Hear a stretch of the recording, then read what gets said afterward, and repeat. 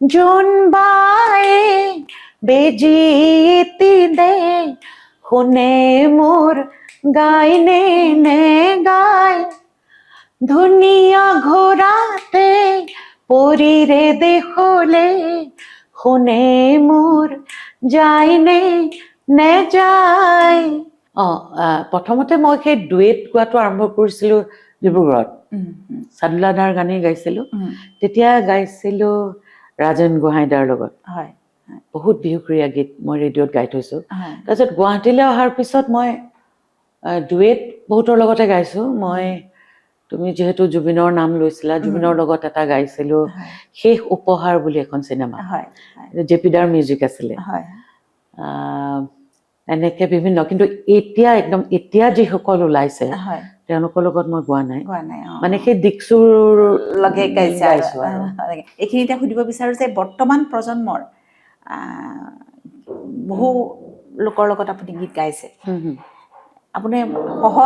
কণ্ঠশিল্পী হিচাপে কাৰ কথা ক'ব বিচাৰে বাৰু কাৰণ প্ৰত্যেকৰে বেলেগ বেলেগ স্পেচিয়েলিটি থাকে বিশেষত বেলেগ বেলেগ থাকে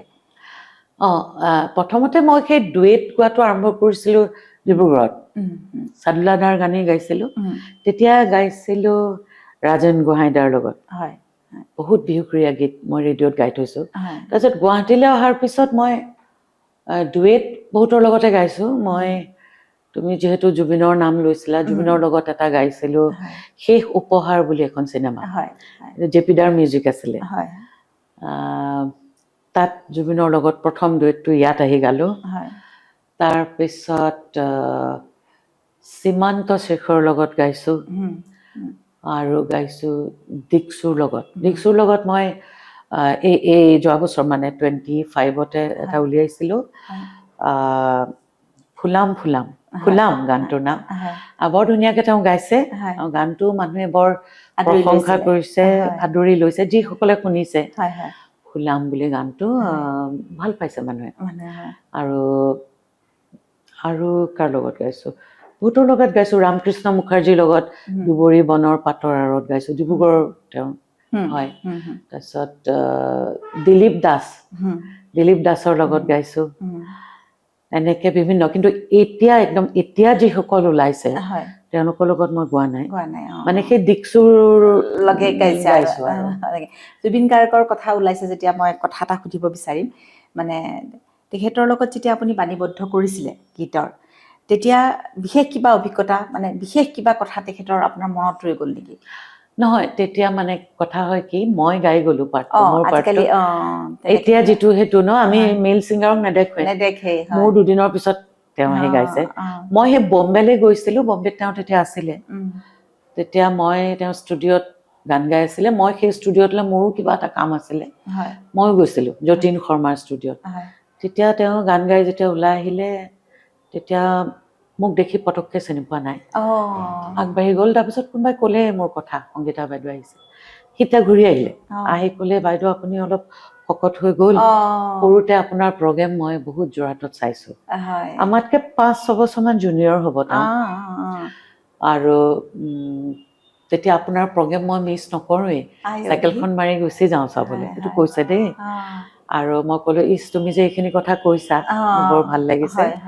তাৰপিছত ক'লে মই আপোনাৰ লগত এইটো গীতটো গাই আহিছোঁ নহয় তেতিয়া বেছি দিন হোৱা নাছিলে দেই মানে গীতটো গোৱা 2003 মানৰ আছিল নেকি মই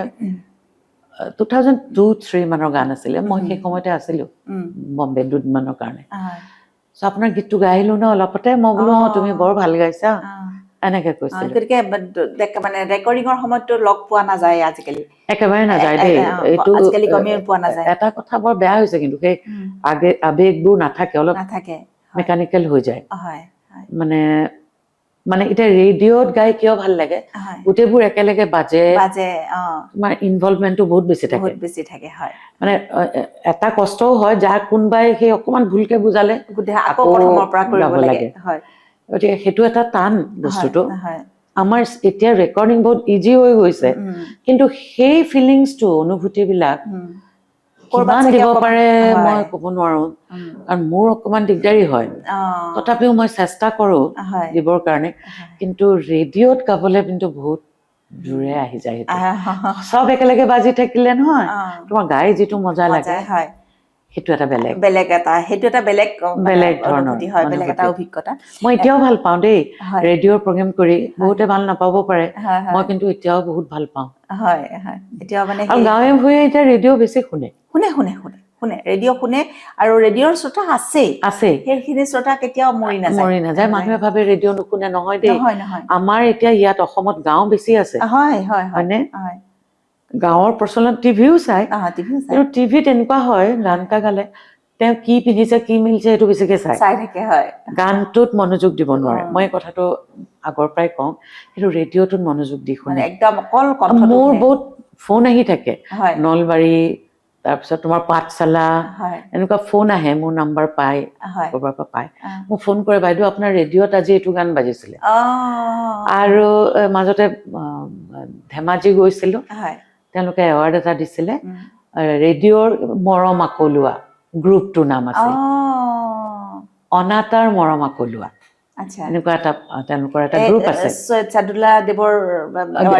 দিছিলে। আৰু তেওঁলোকে এই সৰু সৰু ল'ৰা 20-22 বছৰীয়া ল'ৰা মোৰ ৰেডিঅ'ৰ গানৰ কথা কৈছে যেতিয়া মোৰ মানে চকু সঁচাকে থমকি ৰ'ল। মই বোলো এতিয়াও এনেকুৱা গান শুনেনে? শুনিছে। কিন্তু মই সেইকাৰণে কৈছো ৰেডিঅ'টো মানুহে উপলুঙা কৰিব নাপায়। ৰেডিঅ' শুনে ৰেডিঅ'ৰ শ্ৰোতা এতিয়াও আছে আৰু এইটো থাকিবই ৰেডিঅ'ৰ শ্ৰোতা শেষ হৈ নাযায়। মানে পুৰণিটোত দলিয়াই কেতিয়াও দিব নোৱাৰে কেতিয়াও নোৱাৰে। এতিয়া আপোনাৰ ভাল লগা এটা গীত আপোনাৰ কণ্ঠৰে শুনিম আজি,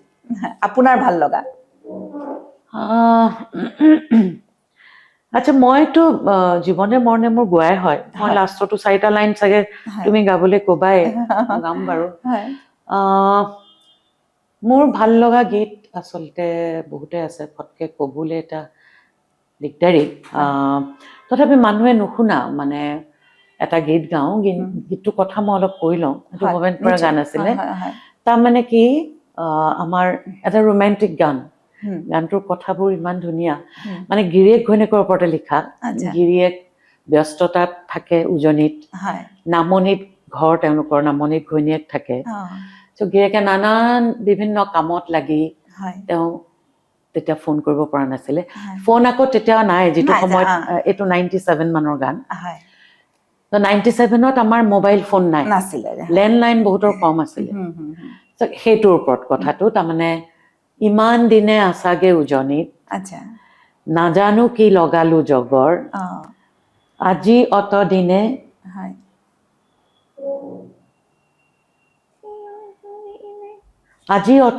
আছা দূৰণিত, একো এটা নিদিলা খবৰ। বৰ ধুনীয়া। মই অকমান এইটো গাই দিছো। ইমান দিনে আছাগে উজনিত, নাজানো কি লগালো জগৰ, আজি অত দিনে আছা দূৰণিত, একো এটা নিদিলা খবৰ। তাৰমানে কিবা কাজিয়াও লাগি আছিলে চাগে দেই। ৰাতিটো পৰে পৰে পৰে, তোমালে মনতে পৰে, ৰাতিটো পৰে পৰে পৰে, দুগালে চকু পানী বয়, ৰাতিটো পৰে পৰে পৰে, তোমালে মনতে পৰে, কেতিয়া আহিবা হৈ প্ৰাণৰ পোহৰ, একো এটা নিদিলা খবৰ, একো এটা যে নললা খবৰ। একদম বহুত ৱেষ্টাৰ্ণ দেই। এতিয়াই চোৱা কেনেকুৱা গান। আইতা তুমিও সুৰ কৰিছে আৰু এনেকুৱাও সুৰ কৰিছে, আৰু বহুত ৰোমেণ্টিক গান। কাজিয়া পেচাল কৰিলেও গিৰিয়েক ঘৈণীয়েকৰ মাজত এইটো একদম এটা কমন বস্তু। এইটো বৰ ডাঙৰ কাজিয়া নহলেও এনেই আৰু বাক বিতণ্ডাটোত চাগে তোমাৰো হয়, মোৰো হয়। কেতিয়াবা তেওঁলোকে খঙতো হয়তো ফোন নকৰিব পাৰে। গীতটি মোক বুজাই দিছিল যে আচল কথা সেইটো। কিন্তু চাবলৈ গ'লে সঁচাকে ইমান ধুনীয়া গীতটোৰ কথা, আৰু সুৰটো সেই ৱেষ্টাৰ্ণাইজ কৰি দিছিলে। প্ৰাচাত্য আধাৰত কিন্তু গীতটো মোৰ বৰ ভাল লাগিছে ভাল লাগে হঠাতে আজি কেলে জানো আহোঁতে মোৰ এই গীতটো গাব মন গ'ল নিশ্চয় নিশ্চয় নিশ্চয় এতিয়া আপোনাক মই এটা কথা কওঁ এই যে মানে এজন কণ্ঠশিল্পীয়ে বিভিন্ন ধৰণৰ গীত গাবৰ বাবে বিভিন্ন ধৰণৰ গীত ক্লাছিকেল বেছো হ'ব পাৰে ৱেষ্টাৰ্ণ বেছো হ'ব পাৰে চেমি ক্লাছিকেল হ'ব পাৰে ৰোমান্টিক হ'ব পাৰে চেড ছং হ'ব পাৰে এই বিভিন্ন গীত গাবৰ বাবে নিজৰ গলাটোতো ঠিক হ'ব লাগিব প্ৰথম কথা হ'ল কণ্ঠ ঠিক হ'ব লাগিব এই কণ্ঠটো ঠিককৈ ৰাখিবৰ বাবে কি কৰিব পাৰি কি কৰিব লাগে আচ্ছা মই সেইটো কথা কওঁ যেতিয়া তুমি বহুত কম বয়সীয়া হৈ থাকা মাচলবিলাক তেতিয়া ষ্টিফনেছটো অলপ কমি থাকে তেতিয়া ধৰা সৰু ছোৱালী এজনীয়ে যিটো তোমাৰ দৰকাৰ ৰেৱাজ কৰিবলৈ ৰেৱাজটোতো সদায় লাগে তেতিয়া অকণমান তাতকৈ বয়স হ'লে ৰেৱাজটো বেছিকৈ দৰকাৰ হয় চাৰে গামা পাধা নিচাকে যদি তুমি ত্ৰিতাল এটা লৈ ত্ৰিতাল এইটো আজিকালি আমাৰ মোবাইলতো আছে চাউণ্ড বক্সত ফিটিং কৰি মই তেনেকেই গাওঁ তেনেকৈও যদি তুমি চাৰে গা ৰে গা মা পা মা পা না পা নি না নি না এনেকৈ যদি তুমি এবাৰ খৰকে এবাৰ শ্ল'কে আৰু চা বুলি কওঁতে সেই চাহটো একদম কনষ্টেণ্ট ধৰি ৰাখিবলৈ বহুত দেৰি ধৰি ৰাখিব লাগিব আৰু সেইটো কপিব নালাগে সেইটো নহয় বহুত বস্তু আমিও ক্লাছিকেল শিকোঁতে শিকা নাছিলোঁ যিটো মই এতিয়া শিকিছোঁ এইবিলাক ইউটিউবতো বহুত আজিকালি পোৱা যায় আৰু মই বহুত এই জিতেন বসুমতাৰীৰ পৰাও মই অলপ সেইবোৰ বহুত কথা শিকিছোঁ দেই গায়কীৰ ষ্টাইল কিছুমান শিকিছোঁ চব অলপ বয়স হৈ আহিলে কিন্তু অলপ ৰেৱাজটো বেছিকৈ কৰিব লাগে মানে এনেকুৱা কথা নহয় যে মই খালোঁ বোলো এতিয়া শুই দিলোঁ সেইটো নহয় অকণমান খোজকাঢ়িও যদি চাহটোকে ধ্যান দি আধা ঘণ্টামান চাৰে গামাও যদি গোৱা হয় ঠিকে থাকে মই নিজেও গম পাওঁ মই ক'বলৈ যোৱাৰ আগত গান গোৱাৰ আগত য'তেই হওক ৰেকৰ্ডিঙেই হওক বা ফাংচনেই হওক উশাহটো দীঘলকৈ অকণমান লৈ অলপ দেৰি ৰাখি অলপ এৰি তেতিয়া অকণমান উশাহটো দীঘল হয় আৰু মাতটো খোল খাই যায় আধা ঘণ্টাও যদি মই তেনেকৈ গাওঁ খোল খাই যায় আৰু যেতিয়াই সময় পায় গাই থাকিব লাগে আৰু মডাৰ্ণ গানবিলাক হাৰমনিয়াম লৈতো গাব পাৰি লগতে মই কেতিয়াবা ৰন্ধা বঢ়া কৰিলেও মই চিঞৰি চিঞৰি গাই থাকোঁ গান সেইটো এটা প্ৰেক্টিচ কিন্তু যেতিয়া মাতটো বহি থাকে তেতিয়া গাব নালাগে জোৰ দিব নালাগে তেতিয়া সেই মই কওঁ মই ইনহেল কৰোঁ ইনহেল কৰি থাকিলে ভইচটো খোল খাই যায় যোনে বিচাৰে যে মাতটো ভাঙি আছে কি কৰিম ধাম ধুম ইনহেল কৰিব লাগে দিনত 3 বাৰ তেতিয়া মানে মাতটো খোল খাই যায় মোৰ কাজিন ব্ৰাদাৰ আছে ইয়াতে কাজিন হয় তেওঁ খুব ভাল ENT স্পেচিয়েলিষ্ট গৌতম শৰ্মা গৌতম খাউন তেওঁ খাউন লিখে মোৰ পেহীৰ ল'ৰা তো গৌতম খাউনে মোক কৈছিলে যে দৰৱ একো নাখাবা মামন মুখৰ মতনা মামন তুমি ইনহেল কৰিবা এটা ভাল মই কিটিপ দিছোঁ ইনহেল কৰিব লাগে আৰু গৰম পানী খাব লাগে আচ্ছা এইখিনিতে আমি এতিয়া আমাৰ অনুষ্ঠান শেষ কৰিবৰ সময় হ'ল এই শেষত মই এটি মোৰ ভাল লগা গীত এটি গাবলৈ মই অনুৰোধ কৰিব বিচাৰিছোঁ দীপালী বৰঠাকুৰৰ এটি গীত মানে দীপালী বৰঠাকুৰৰ গীত আপোনাৰ কণ্ঠত মানে শুনিলে যিটো ভাল লাগে বহু লোকৰ বহু কণ্ঠশিল্পী শুনিলে সেইটো আমেজ পোৱা নাযায় মোৰো বহুত ভয় লাগে কিন্তু দেই দীপালী পেহীৰ গীত গাবলৈ তেওঁৰ মানে যিটো ষ্টাইল নহয় সেইটো কোনেও দিব নোৱাৰে তেওঁ সেইটো ৰাখি থৈ গ'ল আৰু সেইটো একদম আচুতীয়া যিটো কাৰণে তেওঁ এতিয়াও বৰ্তি হৈ আছে দীপালী বৰঠাকুৰৰ গীত বুলি ক'লে মানুহে এপলক হ'লেও ৰৈ যায় আৰু গীত যিকোনো এতিয়া আপোনাৰ ভাল লগা মোৰ এটা খুব ভাল লাগিছিলে গান এটা এইটো ভৱেন খুৰাৰে আছিলে ভৱেন খুৰাৰ গীত তেওঁ বহুত গাই থৈছে সোণৰ খাৰু কোন সেই ৰূপগুটি যায় এনেকে তো এটা গীত মোৰ বৰ ভাল লাগে সেইটো মানে ল'ৰা ছোৱালী অকণ কমকে গায় তো সেইটোকে গাওঁ অকণমান গাওঁ জোনবায়ে বেজিতি দে শুনে মোৰ গাইনে নে গায় ধুনীয়া ঘোৰাতে পৰিৰে দেখলে শুনে মোৰ যায়নে নে যায় জোনবায়ে বেজি এটিতে শুনে মোৰ গায়নে নে গায় ধুনীয়া ঘোঁৰাতে পৰিৰে দেশলে শুনে মোৰ যায়নে নে যায় কি সুন্দৰ গীত ন এইটো কেনেকুৱা ভাল লাগে সুন্দৰ গীত মানে মই অকণ গাই দিছো হয় আৰু তুমিতো কবাই মোক জীৱনে মৰণে গাবলে সেইটো নাগালে মানে সংগীতা বৰঠাকুৰ আধৰুৱা বুলিব লাগে মোৰ মই চবতে গাওঁ হয় এতিয়া মোৰ এটা থাপাই বহি গ'ল আৰু জীৱনে মৰণে মই হয় হয় সেইটো গাই মই শেষ কৰিব পাৰিব হয় জীৱনে মৰণে মই চিৰদিন অসমীয়া জীৱনে মৰণে মই চিৰদিন অসমীয়া অসমীয়া দেহে প্ৰাণে মই জীয়াই থাকোতে মই অসমৰে অসমীয়া মৰিলেও বৰি লম অসমৰ অমিয়া মৰণ